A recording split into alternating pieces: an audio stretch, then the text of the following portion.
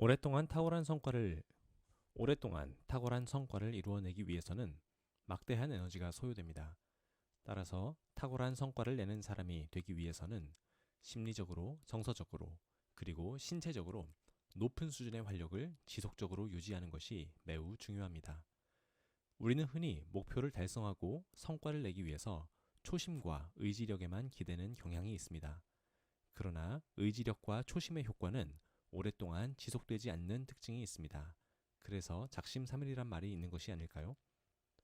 아무리 좋은 자동차라도 연료 없이 갈 수는 없습니다. 당장 중요한 것 같이 보이지 않더라도 장기적으로 높은 수준의 퍼포먼스를 내기 위해서는 건강과 에너지 수준을 지속적으로 체크해서 항상 몸과 마음을 최상의 상태로 유지하는 데 신경을 많이 써야 됩니다. 그런 점에서 오늘은 브랜든 버처드의 책 식스 헤빗을 인용해서 즉시 몸과 마음의 에너지 수준을 높이는 방법에 대해서 알아보도록 하겠습니다. 오늘 소개할 방법은 전환 기법이라는 것인데요. 업무나 상황이 전환될 때 의식적으로 긴장감을 낮추고 새로운 의지를 다지는 과정을 거치는 것입니다. 예를 들면 수업이 끝나고 다음 수업으로 이동할 때, 퇴근 후에 가족을 만나러 갈 때, 회의를 하기 위해서 회의실로 이동할 때, 이렇게 상황이 전환되는 국면에서 의식적으로 긴장감을 낮추고 새로운 기분과 활력으로 새로운 상황을 맞이할 것을 결의하라는 것이죠. 여러분의 상황에서 전환이 이루어질 때 1에서 1, 2분 정도 눈을 감고 긴장을 낮추자라고 스스로에게 말해 보십시오.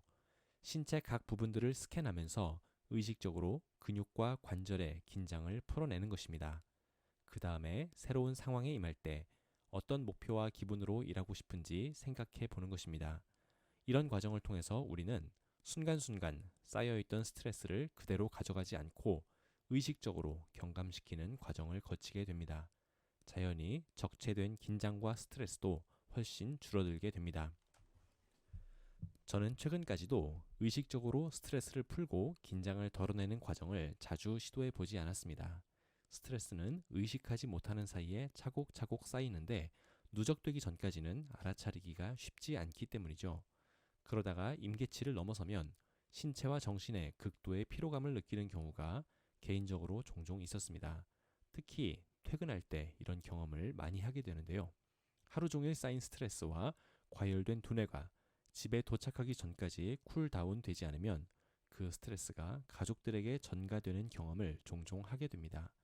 자연히 내 기분도 가족들의 행복도 위태로워지게 되는 과정이죠.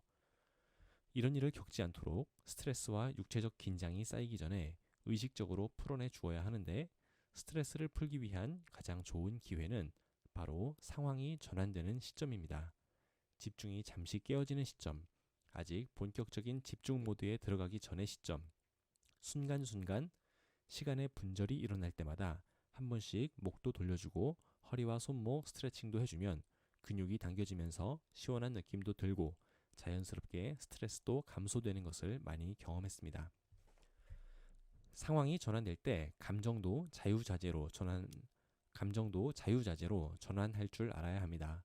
감정을 전환하려면 내 기분과 관심을 나쁘게 만들었던 상황으로부터 관심을 돌려서 새로운 상황에 적극적이고도 유능하게 대처하겠다는 의식적인 결심이 필요합니다.